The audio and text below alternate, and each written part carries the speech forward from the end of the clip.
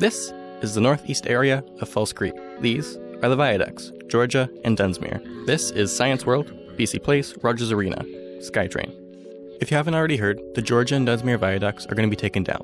1, because they're not seismically sound, and 2, because in the absence of the viaducts, there'll be a massive area of undeveloped land, 10% of downtown, that'll be ready to be developed. So, what's the plan? First, let's remember that almost all these plans are either in the application or draft stage, and things could change. But in short, the project is divided into 3 main districts.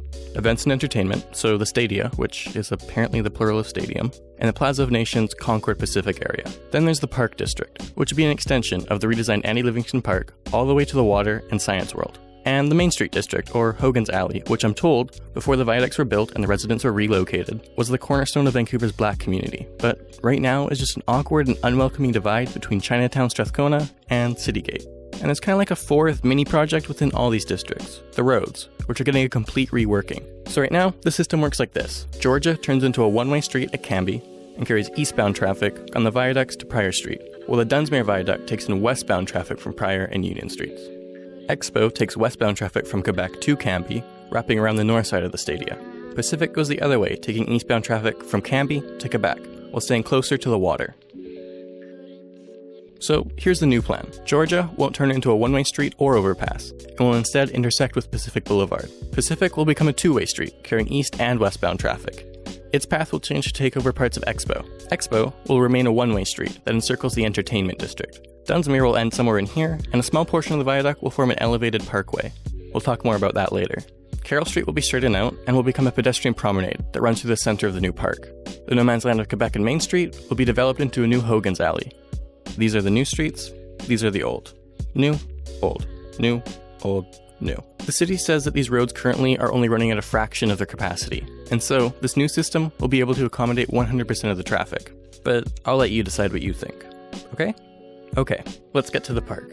This is one of the greatest arguments for taking down the viaducts, the park space that will be opened up. But really, from what I can tell, it won't make much of a difference. Here's the park that we currently have, plus the skate park, which is not a lot compared to the planned park, I know, but there's no reason that this area couldn't be turned into a park without getting rid of the viaducts. That only leaves this tiny sliver in the center unparked. And I know, it's not as nice or even functional if it's not a continuous stretch of public space, but why can't it be? The skate park is public space right there in the center of the overpasses. Instead of becoming a park, this space could be a courtyard and shopping center. Lots of bridges all over the world have been converted into such structures, and they're amazing, they stand out. You could have a park, a public space like Robson Square, and then park again. I really think that this would be a better plan and could really become an icon of urban design, except, as everyone seems to keep forgetting, they're not seismically sound. Whether or not this is true, I don't know, but I'm not going to argue with it. So, what is really happening? In short, this. Currently, the west side of the park has 2 playgrounds, a basketball court, the entrance courtyard, a small field, and this pretty water thing. Then, there's a pedestrian overpass into the east side of the park, which features the 2 full-size sport fields, a baseball diamond, 2 tennis courts, an off-leash dog park, and another playground. Then, there's also the skate park. In the new plan, the west side still has a playground, and the basic layout of the cool water fountain thing will be maintained. There will also be a sports court, which I assume would just be the basketball courts again, although hopefully it would also include the tennis courts, because I can't find them anywhere else in the new plan. There's also this area that they're calling the fitness parquet, which is like a public workout parkour area. And there'll still be plenty of green space, including these cool grass steps, and the dog park it'll be moved over to this side. And there won't be any need for an overpass anymore, because Carroll Street will become a pedestrian parkway and plaza.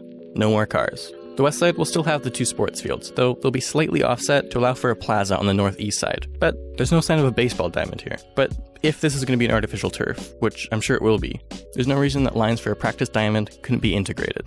So, just like the tennis courts, we'll have to wait and see. Finally, there's the skate park.